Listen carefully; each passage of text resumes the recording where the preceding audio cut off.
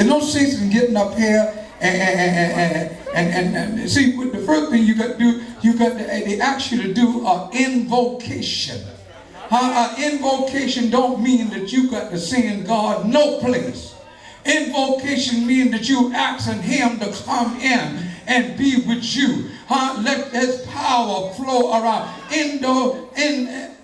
Invocation, it doesn't mean that you get down here and talk about everything in the world and then tell the Lord, you just invite him in. That's a short prayer. Can we get that right?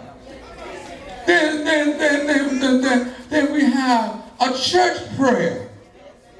Can I get it with it? That's where church people get together and they pray for one another in prayer meeting. Y'all hear what I'm talking about? There's so many things that can happen in prayer meeting that can change a whole lot of people's lives. But they don't want to come to prayer meeting. Prayer meeting is out of the time. It's nighttime and they don't want to come at night. But you tell me that you have a God that can protect you and you can't make it out at night? You had a job? And the man said, you got to come in at 12 o'clock. You're going to get there to that job. So prayer is important to the church. Church people need to get together and pray. And pray with power. Can I get a witness here? Then we have a hospital prayer. Folks ask you to come and pray for Cousin John and Sister so-and-so.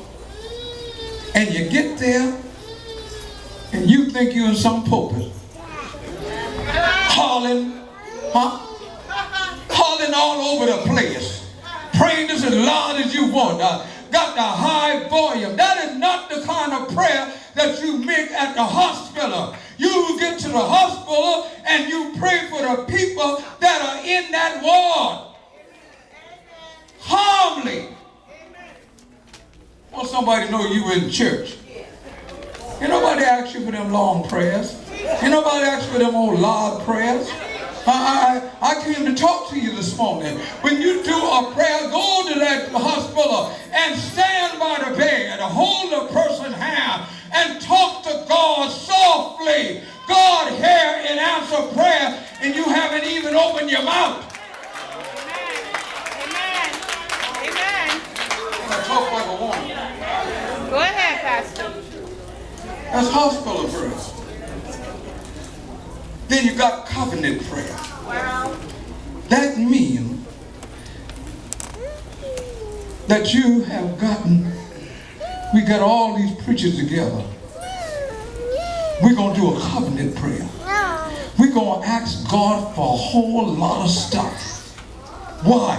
Because we are covenant. And once we have this covenant prayer, we don't have to go back tomorrow morning and pray again for that. Mean that you already got it and haven't not received it yet. You know, if you need a new car, come on. They don't need when you got a covenant prayer and you need a new car, guess what? You see yourself down on 95 in the big car with air conditioning, cruising. Can I get a witness here? Got the stereo on. Loud and but you can see yourself riding in that car. You go to the gas place. You don't go there asking for no regular gas. You ask for premium because God have already delivered you. All right.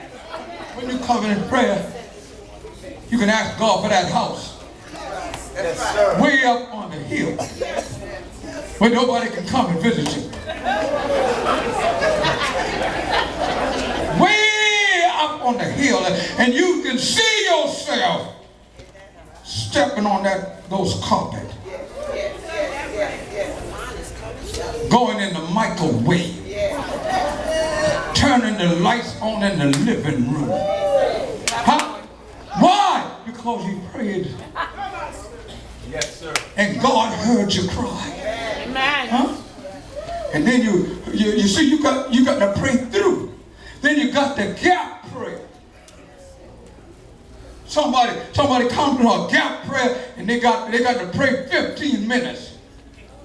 A gap prayer is about 3 minutes.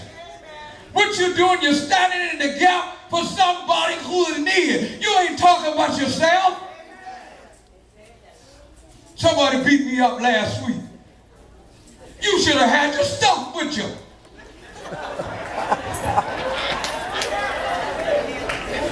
You're going to tell the Lord they beat me up. In the gap prayer, I went shopping. Oh my God. Didn't have no money. They just give me some stuff free. Don't do that. You are in the gap for somebody else. Stop talking about yourself. Amen. Amen. That's right. On Sunday morning at 7 to 7:40, we have the gap prayer. Amen. Amen. Where we ought to be able to lift up somebody else and forget about ourselves. Because when you lift somebody else up, guess what God's going to do? God's going to lift you up. God's going to give you favor. Just for praying for somebody else. Standing in the gap. An altar prayer. Come on, somebody. We get the altar prayer, we want to stand up and pray. I can see you stand up if you're leg bad, can't get down. But when they call on you to do a prayer, then you ought to get on your knees. Huh? You talking to God and a congregation. Get on your knees. You ain't that big that you can stand up on God. Stand up in his face. Get on your knees and humble yourself. Am I talking right? If I'm not talking right, tell me to sit down. We need to learn how to do things, but we get to church and we want to do it our way. This is not Burger King. You cannot have it your way. I wish I had somebody to know what I'm talking about. And let me tell you something. When you pray to God, God will give you favor. Yes, he will. Yes, he will. Let me get the house. A house prayer. A house prayer is different from any other prayer.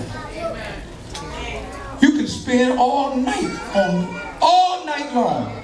Start at 6 o'clock at night and stay till 6 o'clock in the morning. You home. You can do that. If anybody wants you to pray all day in church, like you ain't never prayed at all, stay home and pray. Don't come here and bring them long prayer to your church. And then we got the sweat.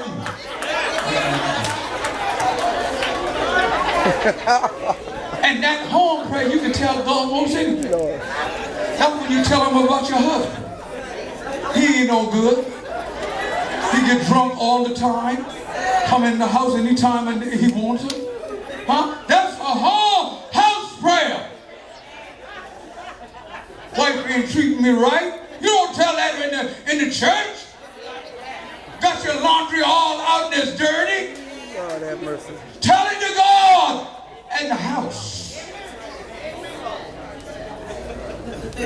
And there's something that you got to tell God. See, some of y'all still got some habits. Amen. Y'all still go someplace you ain't got no business. Amen. Don't bring it to the church and tell them, That's right. Lord, I'm still drinking that old crew. Lord, I'm still going in the crack hole. You don't tell that in church. Folks will talk about you like a dog. Tell it at home. Between you and God ain't going to tell nobody.